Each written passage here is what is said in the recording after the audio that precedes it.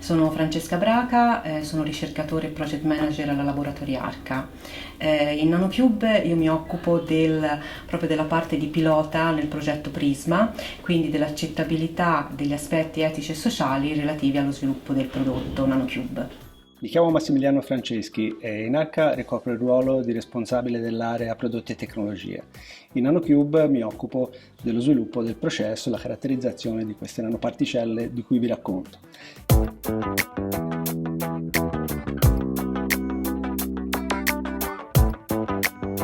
Il progetto NanoCube è stato cofinanziato dalla Regione Toscana nell'ambito del programma quadro PORFESR 2014-2020 e si propone di sviluppare dei nuovi processi per realizzare dei sistemi nanostrutturati impiegabili nella dermocosmetica.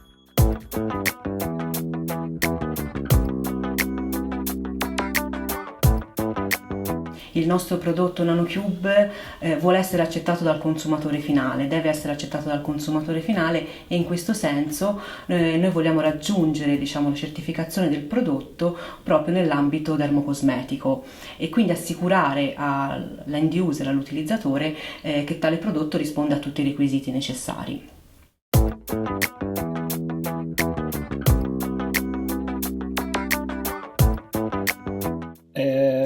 Questi sistemi nanostrutturati verranno realizzati, anzi li stiamo realizzando, utilizzando una tecnologia nuova, che è quella della elettrofilatura. Anzi meglio, si fanno dei nanofili per elettrofilatura e delle nanocapsule per elettrospray. In entrambi i casi questi sistemi nanostrutturati sono funzionalizzati con degli oli essenziali o altre tipologie di molecole biologicamente attive.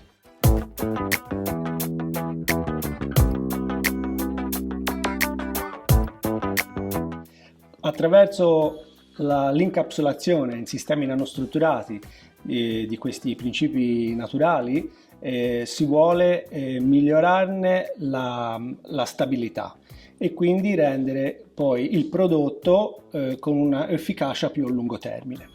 D'altro canto, una sfida di questo progetto è quella di, in un certo modo, rendere accettabile da parte di chi utilizza dei dermocosmetici di origine naturale, sapendo che dentro ci sono delle nanoparticelle. Da questo punto di vista, però, essendo tutti i prodotti, non solo i prodotti funzionali, ma anche i carrier impiegati di origine naturale, questo ci facilita senz'altro l'introduzione sul mercato, grazie al fatto che poi ne deriverà anche una certificazione nell'ambito dermocosmetico.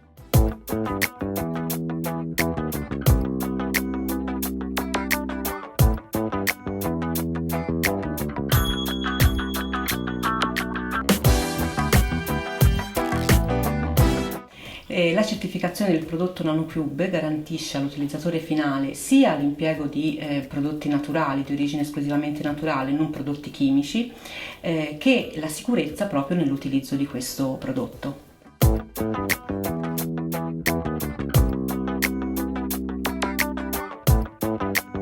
Certo, la certificazione è il requisito minimo che un prodotto deve avere per poter essere accettato dall'utilizzatore. È chiaro che una buona comunicazione, un buon contatto con le associazioni dei consumatori a fornire tutte le informazioni necessarie a chiarire tutti i possibili dubbi che gli utilizzatori giustamente hanno, vuoi per mancanza di informazioni, vuoi per mancanza di dati e di sperimentazione all'oggetto, ci può aiutare nel fornire le informazioni che l'utilizzatore poi ha bisogno.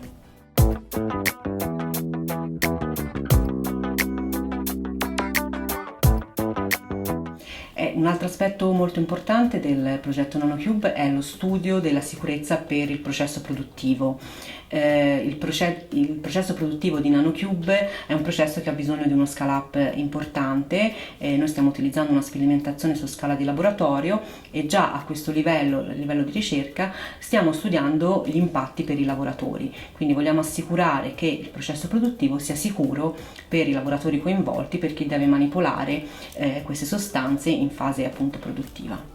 La Laboratori Arca è un'azienda certificata OSA 16001, quindi ha una particolare attenzione nei confronti della sicurezza e salute per i propri lavoratori.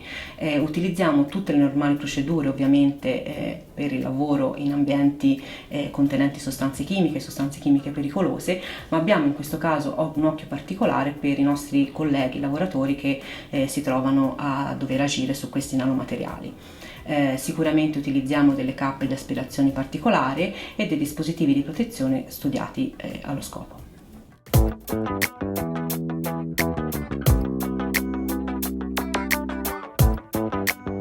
Abbiamo contattato gli stakeholder di interesse, ovvero gli enti normatori e gli enti certificatori, che sono i primi attori in questa filiera, per poter garantire, diciamo così, e poter fornire quali sono le informazioni più importanti, le linee guida più importanti da dover seguire per poter poi certificare il nostro prodotto. Li abbiamo coinvolti in una giornata qui da noi ad Arca e abbiamo lavorato insieme a poter stendere una roadmap per fornire quelli che erano i passi necessari a poter arrivare al prodotto finale.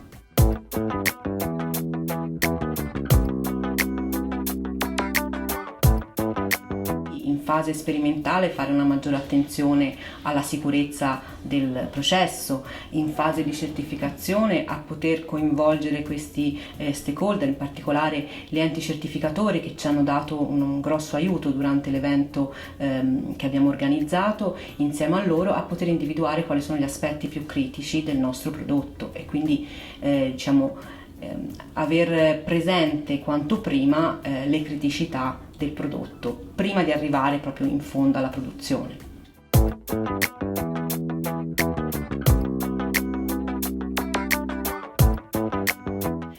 Secondo la mia opinione è stata una partecipazione molto attiva, molto propositiva, per quanto appunto inizialmente non sapessero dove l'esperienza avrebbe portato, però lo scambio di idee e di opinioni con in particolare appunto gli enti certificatori ha permesso loro di focalizzare l'attenzione su appunto gli aspetti critici del progetto. I partner di progetto sono i primi attori in questo senso durante la ricerca che stiamo facendo.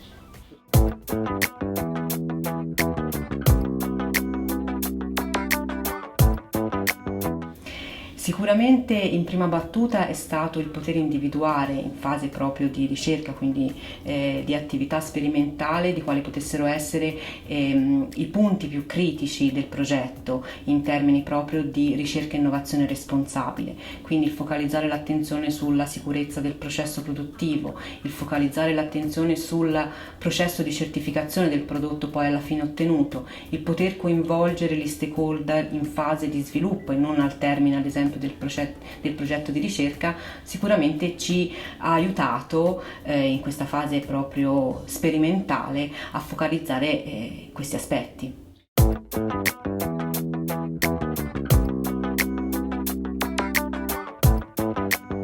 Io non vedo particolari difficoltà pratiche per il semplice fatto che comunque nella nostra azienda, in quanto certificata da un punto di vista di qualità ambiente, sicurezza e accettabilità sociale, l'aspetto di rispondenza a questi requisiti per noi è molto sentito, quindi sicuramente